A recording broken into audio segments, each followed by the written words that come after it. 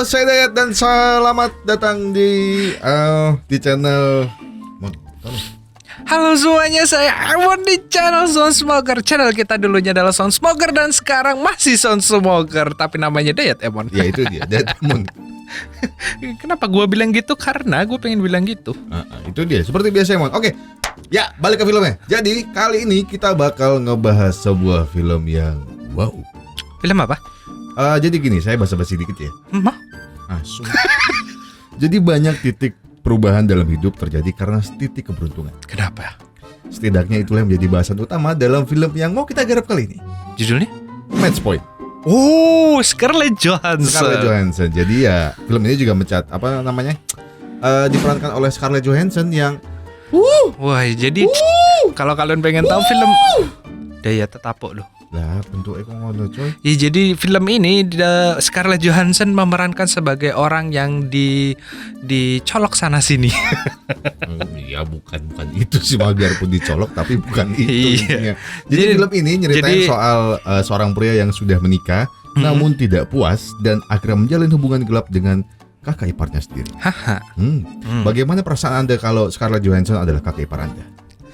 Ya, kalau kayak gitu basa-basi yang bagus. ya udah, langsung aja ke filmnya, Tarian. Come on. Semangat banget. Film ini dibuka dengan adegan bola tenis yang mengenai net. Dan dalam pertandingan tenis, momen seperti ini adalah momen yang saya nggak ngerti maksudnya apa.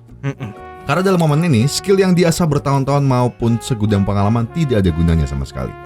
Semuanya bergantung pada sebuah konspirasi alam semesta yang disebut keberuntungan. Bola bisa aja jatuh ke area kita atau ke area lawan. Dan keberuntungan itulah yang menjadi senjata utama bagi karakter utama di film ini. Iya. Karakter utama di film ini bernama Chris, yang adalah seorang mantan atlet tenis profesional. Namun karena merasa kurang jago, ia memilih untuk pindah bekerja sebagai pelatih klub tenis kelas atas di London. Ya, jadi Chris ini digambarkan sebagai seorang pria dengan kehidupan yang biasa-biasa aja, normal. Yang artinya dia harus berusaha keras untuk bisa menghasilkan uang yang banyak. Dan dalam pekerjaannya, ia dipertemukan dengan seorang pria kaya yang bernama Tom. Terus disuruh Enggak. Maaf. Karena kesukaannya yang sama terhadap pertunjukan opera, mereka pun cepat akrab. Dan Tom bahkan mengajak Chris menonton opera bersama keluarganya yang merupakan keluarga yang dianugerahi harta yang sangat melimpah. Orang kaya. Orkai.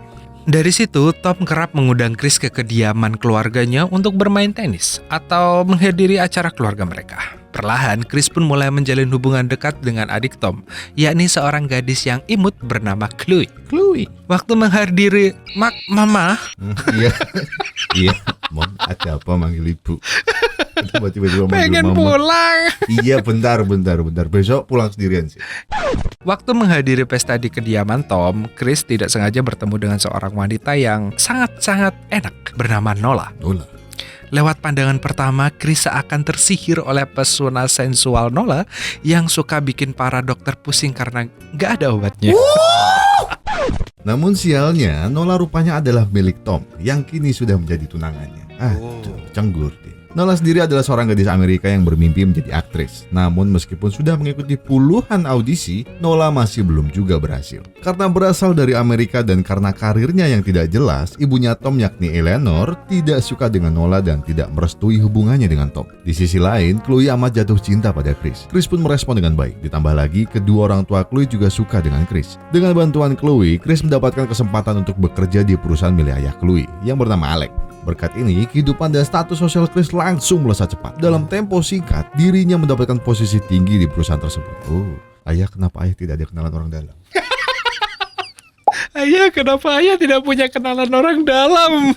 Harusnya saya sudah sukses, ayah. Tanpa ia sadari, hubungannya dengan Chloe membuat dirinya jadi terlena. Harta, tahta, dan Pevita. Semuanya kini ia miliki dengan mudah.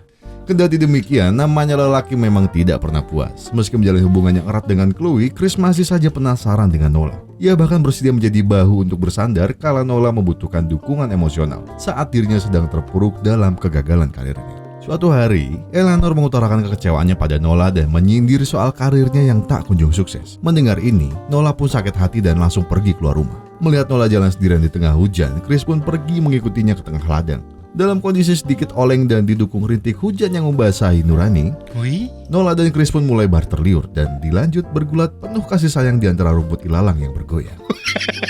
Sejak saat itu, Chris pun semakin agresif dekati Nola. Meski Nola sendiri merasa percocok tanamannya dengan Chris di ladang hanyalah kesalahan belaka dan tidak boleh diulangi. Terlebih lagi karena mereka sudah punya pasangan masing-masing. Waktu pun berlalu, dan Chris dan Chloe pun akhirnya melanjutkan hubungan mereka ke jenjang pernikahan. Namun setelah menikah, justru muncul masalah baru. Chloe menuntut agar Chris segera menanamkan benih di rahimnya, karena dirinya tidak sabar ingin punya momongan. Tapi meski sudah mencoba berkali-kali, Chris tidak kunjung berhasil menghamili istrinya. Tekanan ini juga membuat Chris jarang mood untuk menggenjot istrinya sendiri. Ditambah lagi, suatu hari Tom cerita kalau dia udah putus sama Nola. Rupanya selain lelah karena sindiran ibunya, Tom juga jatuh cinta dengan wanita lain. Mendengar ini, Chris langsung melihat adanya kesempatan. Ia langsung mau coba mengontak Nola, tapi sayangnya Nola sudah pergi dan tidak bisa dihubungi sama sekali. Hingga suatu hari, Chris janjian sama Chloe buat ngeliat pameran di museum. Di sana seketika ia melihat sosok Nola. Chris pun langsung mendekati Nola dan menanyakan kabarnya. Tapi belum sempat ngajak ngapa-ngapain, Chloe muncul. Sebelum berpisah, Chris meminta Nola memberikan nomor HP-nya, dan Nola pun akhirnya memberikannya pada Chris dengan terpaksa. Tanpa basa-basi, sepulang dari museum, Chris langsung menggenjot Nola di apartemennya. Dan mereka pun melaksanakan perselingkuhan paling bikin iri di abad ini. Perselingkuhan ini berlangsung cukup sering dan berangsur-angsur. Berangsur-angsur emang dicicil, Mbak. Tentunya. Tidak mungkin kan cicil dek sekarang kepalanya ya, besok sore sama badannya sedikit. Besok sore sama badannya sekali, tidak mungkin ya berangsur-angsur. Baca yang benar. Jadi ingat ya, nggak ada kentut yang dicicil. Kalau kentut udah blep masuk kepalanya dulu, jangan yang lain. Kalau yang lain masuk rusak kue. Perselingkuhan ini berlangsung cukup sering dan berulang-ulang. Chris pun selalu mencuri-curi waktu untuk menemui Nola, baik itu di saat bekerja maupun saat acara keluarga. Menantang sekali. Namun tak ada gading yang tak retak. Segala cinta dan genjotan yang Chris berikan mulai membuat Nola posesif. Nola mengutarakan kecemburuannya pada Chloe. Dan mendengar ini, Chris pun bilang kalau dia mungkin aja akan meninggalkan Chloe demi Nola. Nola tentu saja senang dengan perkataan itu dan membuatnya makin garam melayani Chris dengan adu kelon. Hingga suatu hari saat Chris sedang kumpul dengan keluarga besarnya, Chris mendapat telepon dari Nola. Nola meminta Chris untuk segera menemuinya sekarang. Namun Chris tidak bisa karena lagi ada acara keluarga. Dengan penuh kenekatan, Nola menelpon langsung ke rumah keluarga Chloe. Chris sontak langsung marah. Tapi amarahnya langsung dipatahkan oleh Nola yang mengabarkan kalau dia sedang hamil anak Chris. Kabar ini menyambar Chris layaknya petir di malam hari. Chris meminta Nola untuk menggugurkan bayinya, namun Nola menolak karena dia sudah melakukannya sebanyak 2 kali sebelumnya. Jadi dia tidak mau melakukannya lagi. Nola meminta Chris untuk menepati janjinya, yakni meninggalkan Chloe secepat mungkin dan menikahi dirinya. Esoknya, Chris menemui Chloe untuk mengatakan yang sejujurnya. Namun ia mengurungkan niatnya. Melihat gerak-gerik Chris yang mencurigakan, Chloe langsung bertanya apakah Chris sedang selingkuh. Tapi Chris langsung menyangkalnya dengan tegas. Chris kembali menemui Nola. Ia bilang kalau ia masih belum bisa jujur pada Chloe. Ia meminta Nola untuk bersabar dan menunggunya 3 minggu lagi karena akan ada acara liburan keluarga. Namun Nola tampak tidak terima. Tapi rupanya Chloe memberitahu Chris kalau liburannya dibatalkan karena salah satu anggota keluarganya ada yang sakit. Tapi busuknya, Chris tidak memberitahu Nola dan tetap berpura-pura bahwa dia sedang liburan ke luar negeri. Namun sialnya, beberapa hari kemudian, Nola melihat Chris berjalan ke mobilnya di seberang jalan. Padahal Chris mengaku sedang berada di Yunanan. Yunani, bukan Yunanan. Tidak ada negara namanya Yunanan. Kalau daerah Yunan ada, Yunanan tidak ada. Esoknya waktu Chris pulang, Nola langsung mencegatnya dan berteriak marah-marah layaknya kesetanan, sembari menyebut Chris sebagai pembohong. Chris pun langsung panik dan mengajak Nola pulang naik taksi. Setibanya di apartemen, Nola tampak masih gusar. Akhirnya Nola pun memberi ultimatum pada Chris. Kalau Chris tidak juga menceraikan istrinya, dia sendiri yang akan membeberkan semuanya pada Chloe. Malam itu, Chris pun sulit tidur memikirkan dilema yang ada di hadapannya. Entah apa yang ada di benak Chris. Hari itu, ia mendatangi basement keluarga mertuanya dan mengambil sebatang shotgun dan beberapa peluru yang ia simpan di dalam tas tenisnya. Malamnya, ia menemui Chloe dan mengajaknya untuk menonton pertunjukan opera yang disukai istrinya tersebut. Chloe tentu saja senang bukan main. Setelah itu, ia menelpon Nola. Ia bilang kalau ia punya kabar gembira dan meminta bertemu di apartemennya sepulang Nola dari kerja. Lalu dengan membawa tasnya yang berisikan shotgun dan menggunakan sarung tangan, Chris pergi ke apartemen Nola. Ia lalu mengetuk pintu tangga kamar seberang Nola, yakni Bu Ispi, yang adalah seorang wanita tua yang tinggal sendirian. Karena Bu Isby mengenali Chris sebagai teman Nola, ia mempersilahkannya masuk. Chris beralasan ia ingin mengecek saluran antena TV karena saluran TV di kamarnya kurang lancar. Tapi saat Bu Isby ke kamar mandi, Chris mulai menyiapkan shotgunnya. Lalu selayaknya pembunuh berdarah dingin, Chris pun langsung menghabisi nyawa nenek-nenek tak bersalah tersebut. Begitu Bu Isby wassalam, Chris langsung melucuti semua perhiasan itu Bu Isby, juga berbagai obat-obatan milik Bu Isby.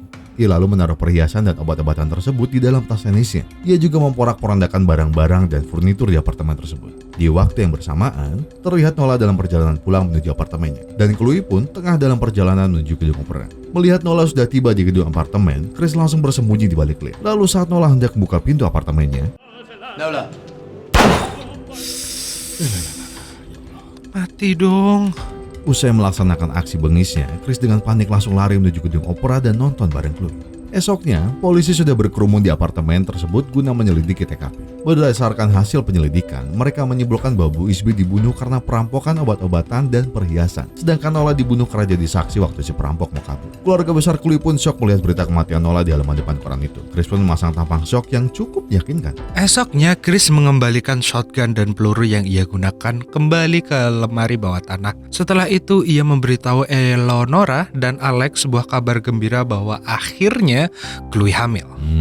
Namun kebahagiaan itu tidak bertahan lama. Beberapa hari kemudian Chris ditelepon oleh pihak kepolisian dan diminta datang ke kantor polisi. Di jalan menuju kantor polisi, Chris berhenti di pinggir sungai dan melemparkan semua obat-obatan dan perhiasan milik Bu Isby tadi ke dalam sungai.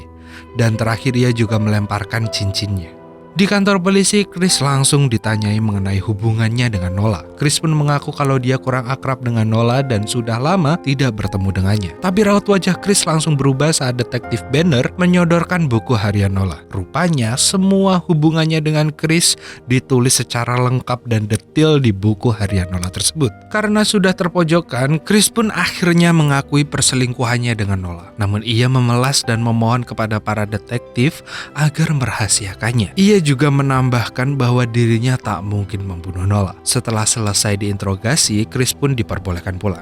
Detektif Daud merasa kalau Chris terlalu polos untuk melakukan pembunuhan.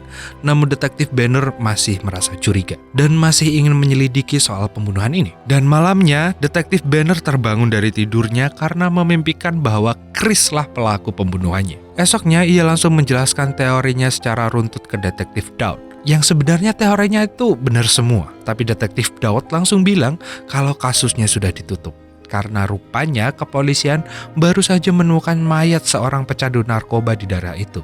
Dan di kantongnya ditemukan cincin milik Bu Isby. Detektif Banner pun akhirnya ikhlas dan merelakan kasus tersebut ditutup. Dan filmnya tamat. It's so fucking lucky! Oke, jadi bagaimana Emon? Apakah merasa terima dengan endingnya atau tidak? Kagak sama sekali. Gue gak ngerasakan sekali. Ya gimana ya, sebenarnya gue merasa terima cuman kagak. Terus kenapa bajunya dilipat sampai? Ya jangan dibahas dong. Sebenarnya karena apa ya, gak mungkin di kehidupan nyata tuh kamu seberuntung itu. Mungkin aja sih, tapi gak 1:1 juta mungkin. Tapi kan ada kemungkinan. satu banding 1 jutanya. Iya sih. Oh, maksudnya match point itu adalah Jadi layaknya permainan tenis pas game point, film ini menggantungkan nasib Chris benar-benar di titik akhirnya. Game point itu kan game bukan match point terakhir. poin terakhir. Yakni satu momen yang menentukan apakah Chris akan menang atau kalah, dan semuanya akhirnya berhasil karena sebuah keberuntungan, yakni soal cincin tersebut yang tadi kita bilang. Ya Jadi itu match point. Ya. Biar kalian ngerti sedikit lah gitu. Daripada itu bingung match point artinya apa. Kalau kalian nonton ini secara full, kalian bakal ngerasa Chris ini enggak manusiawi dan egois banget sebagai cowok. Iya. Cuma egois banget. kalau saya melihatnya, ya saya sih mendukung Chris. Tapi iya sih, dia apa ya namanya ya? Memperjuangkan apa yang dia pengen sebenarnya.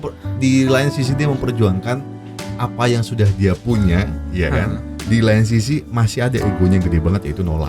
Iya. Ya kan sebenarnya dia mau sama adiknya si siapa?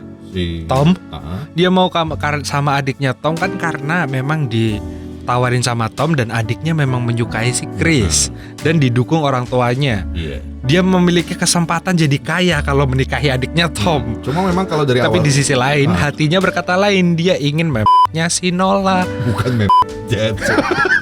Iya ya bener. Cuma gini, kalau dari awal ngeliatin dan merhatiin Chris, sebenarnya Chris itu memang memang kalau dibilangnya kan orang normal biasa yang berusaha keras kan. Iya.